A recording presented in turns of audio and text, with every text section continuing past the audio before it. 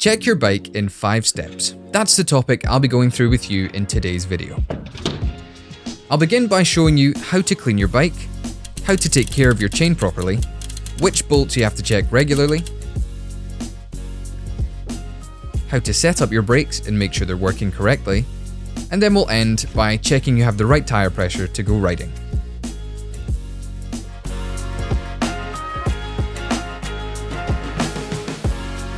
In step 1, I'll talk you through the things to look out for when cleaning. So grab a sponge, a cloth, and a mild detergent. You can also use a specific bike cleaning product if you have one. So spray it onto your cloth and wipe down each of the bike's parts carefully.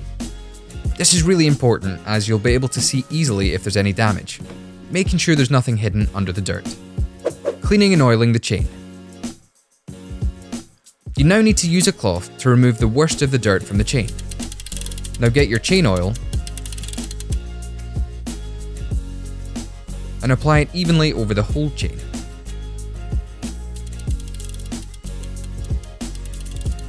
Leave it to settle on the chain for about 2 minutes. When those 2 minutes are up, grab the cloth again and use it to wipe any excess oil off the chain carefully. So if you have a WOOM 2 or a WOOM 3, check that the chain looper is set up correctly. We also have a video on this topic here.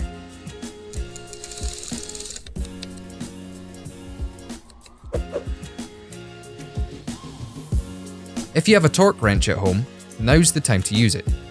If you don't have one, you'll need a 4mm, a 5mm and an 8mm hex key.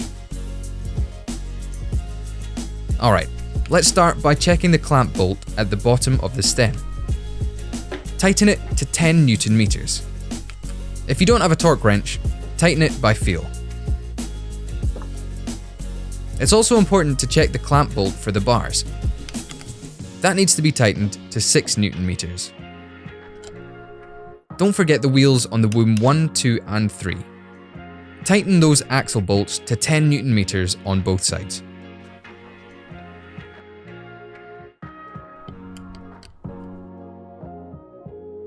For the last part of this step, the pedals need checking regularly. These tighten to 20 Newton meters. If you have a WOOM 4, 5 or 6, don't forget to check the Vario clamps. These tighten to 6 Newton meters. You should also make sure you check your headset regularly too. The headset needs to be completely free of play. If it isn't, we have another video here explaining how to set it up properly.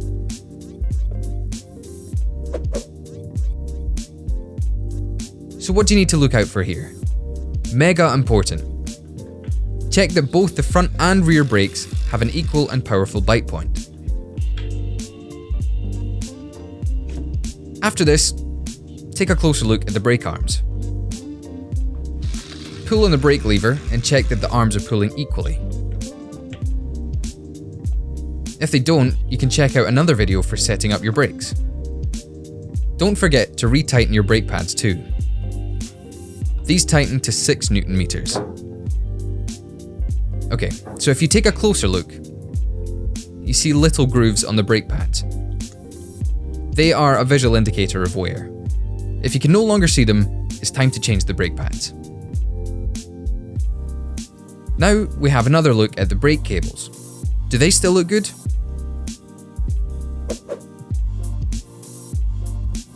Okay, and for the final step, we'll check the tyre pressure. Your tyres might lose some air if the bike's not been used for a while. First of all, you need a bike pump with a standard Schrader car valve attachment. Have a look at the numbers on screen to see how much air to pump into your tyres. Once you've ticked off all 5 steps, your child's bike is ready for its next ride.